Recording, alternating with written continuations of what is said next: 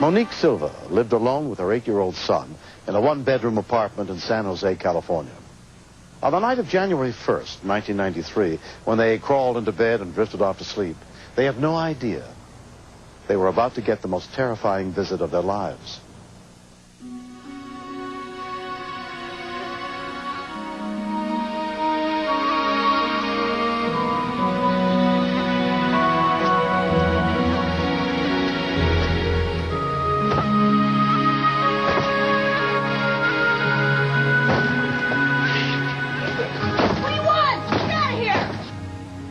Apparently the woman was asleep, single mother, had her small child with her there.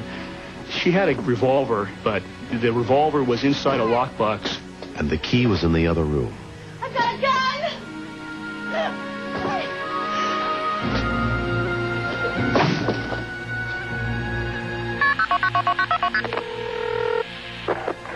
Saturday emergency, what are you reporting? Yes, somebody's broken into my apartment, 428 Middlesex Circle. I have a gun. Stay on the line. Okay, ma'am, calm down. To the bedroom, huh? Okay, calm down.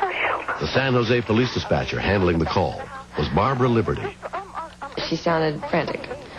I was trying to get more information from her, and it was difficult because she was really scared. Are they in the house now? Yes, yes.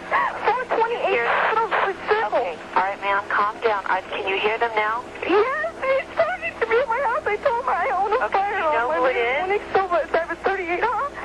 Okay, do you know who it is? No, I don't know. Okay. I have no idea. Hold on. Units from around the area were immediately dispatched to the scene, including Officer Kevin Cassidy. You can get a little complacent about it. I mean, there was 50 times that they dispatch us to a call that's not really nothing calls, but going over calls. But when they updated it that the guy was now inside the house and had broken down the front door, you start thinking, well, this isn't going to be the ordinary call. He said his name is Buddy. Okay, but you don't know who he is? No, I have no idea. Okay, did you see him? No, I'm in the room with my son. I don't want to have to use this. Okay, where in the house are you now?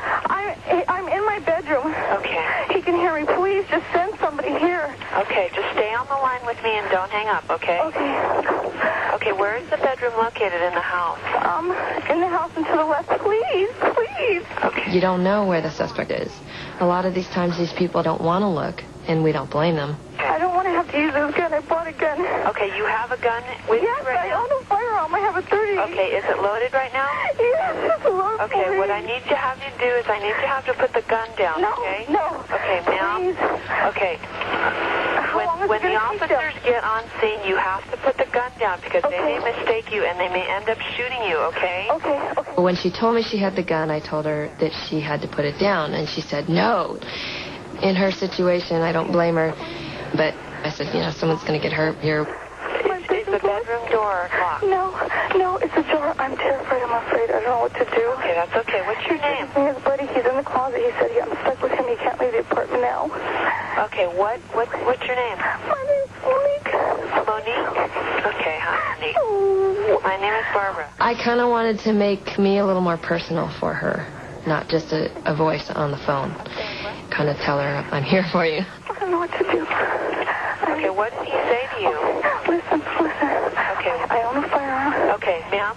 Okay, you need to put the gun down now. We have officers in the area, so I want you to put the gun down away from you. Okay? My son's in the closet with me. Okay, please make sure that you put the gun down. We can't have that there. Oh, God. Please help me. Within 4 minutes, police got to the apartment complex, including Officer Brian Christian. We realized that it's huge complex, kind of like a maze. So we asked the dispatcher if she could give us some kind of directions on how to get to a particular building. Oh, my God. What are you hearing right now? Okay, where in your apartment is the complex? Where is your apartment in the complex? I don't know. Above a fountain. We live right above a fountain. Oh, my God. Okay, where in the complex is your apartment? If they were coming in the front gate, where do they need to go? They need to turn, as soon as they get into the parking lot, turn right, just follow the parking lot, right, left. At the point when she starts describing the water fountain and then starts going right, left in a kind of babbling manner, I have no idea. my sense of urgency grows because I think she is really hysterical. You didn't hear him leave or anything, did you? No, I still hear noise like he's pounding around. I don't know. It's like he busted my door down. He did bust your door down? Yes, that's what it sounded like. I said, who is this? Oh, my God, who is it? And he said, I don't know. He called to me, and I said, I own a firearm. And anyways, I said, you come in this room, I'll blow your head off. I said, I swear to God, stay where you are. My son's in the closet with me. We're hiding him on the Okay, did you put the gun down? But the gun is put down. Please. He said, it's too bad. I can't leave. And I said, we're stuck together. He said his name was Buddy. Please. Is there another subject there? Is that what you said? No, he said, it's Buddy. He goes, what's your name? I said, who the in here? He says, my name. He goes, this is Buddy. He goes, too bad we're stuck together. No, I said, I don't know you. Get the hell out of my house. I said, I own a firearm. Don't come in this bedroom. I didn't from my bed. Oh, my God. Oh, please. They're taking too long. Okay, we have officers in the...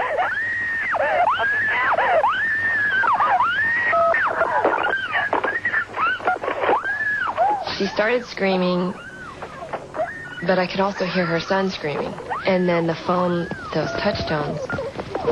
And that's when I realized, oh my God, you know, he's found her.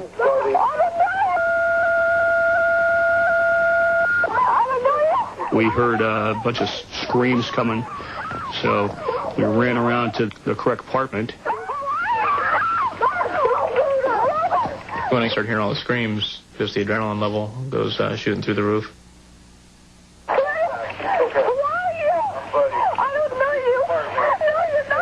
It's very frustrating. I mean, you wish you could teleport yourself over to the other side of the phone and help out. If I could have done that, I would have. No, you're not. Yes, I am. What are you doing? Trying to solve your problem, that's all. I don't have a problem. Move in, please. I heard the whole conversation, and the thing that sent chills down my spine was when he said, I'm here to solve your problems. My first thought was, he's going to rape her. And then my second thought was, the gun's there, is he going to kill her too? Here's my arm, so get up. Hey, wait. There's a girl over here.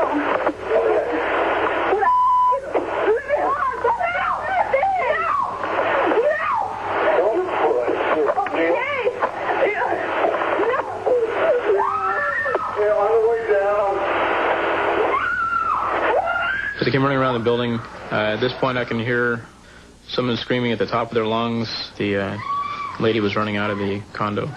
She was running a lot faster than I've ever seen anybody take stairs going down. He saw us and came to a screeching halt, told him to get his hands up, which he didn't do. It just didn't seem like he was really all together there with the rest of us. I said, he has Reuben. And I thought, how unfair. How dare you? I love my son more than anything in the world. We figured the gun's inside the apartment. That's not something that we want, especially with the little boy. There's no telling what's going to happen to him.